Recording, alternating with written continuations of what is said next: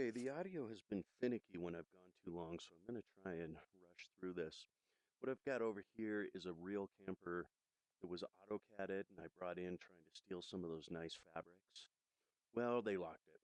So now it's just here for comparison, but that's a 25-foot camper behind us, and this is the plans for a 19-foot Sprinter van.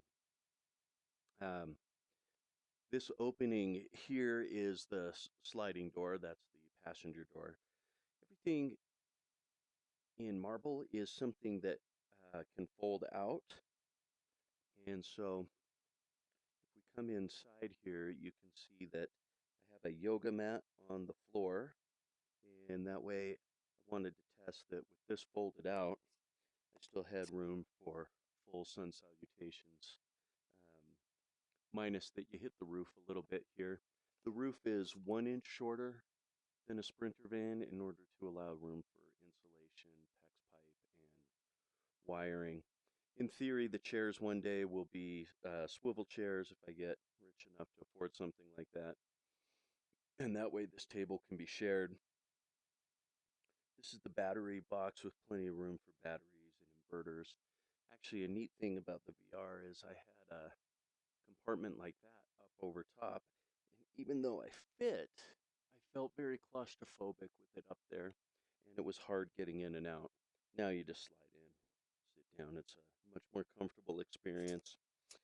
Um, Over here we have the shower unit, which was literally a lift straight out of other RV blueprints. So it's the exact specs and size. Standard wet bath. Went with the soft curtain because it's A, cheaper, and B, very claustrophobic in here. So the ability to push on that might be nice. Went with a cassette or a compost toilet. That got rid of worrying about any kind of black water, which gets rid of the complexity of black water storage and removal, as well as allows you to boondock significantly longer. Just behind the shower here, I'm going to poke my head through the wall and show you. This will be a PVC pipe. It's blue here to indicate water, but it'll be black in real life to use the sun to give us, in theory, a couple showers worth of gravity-fed solar heat. Speaking of gravity fed in water, these are 5-gallon buckets, and they will also gravity feed. I put this one a little out from the wall so that you can put a bright light behind it and see levels from anywhere in the van. I went with electric induction plate and electric compressor fridge. This is also to spec, so that I wouldn't have to have any propane for a lot of advantages of propane. This again can fold out of the way. This in theory is a nice living room corner cushion for a lot more visitors. That's a twin size bed for standard sheeting.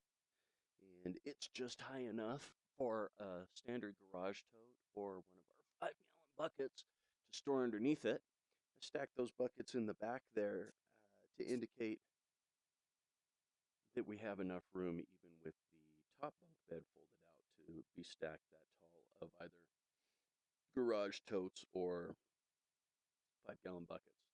So plenty of room, including 2 bicycles with their wheels off, fit nicely under the bunk, or with everything folded up, 2 motorbikes fit. My theory is from here over to there will be an entire long shelf, multiple openings to get in, but I want to be able to slide skis, snowboards, things of that nature. Hopefully the audio worked this time, and see you guys soon.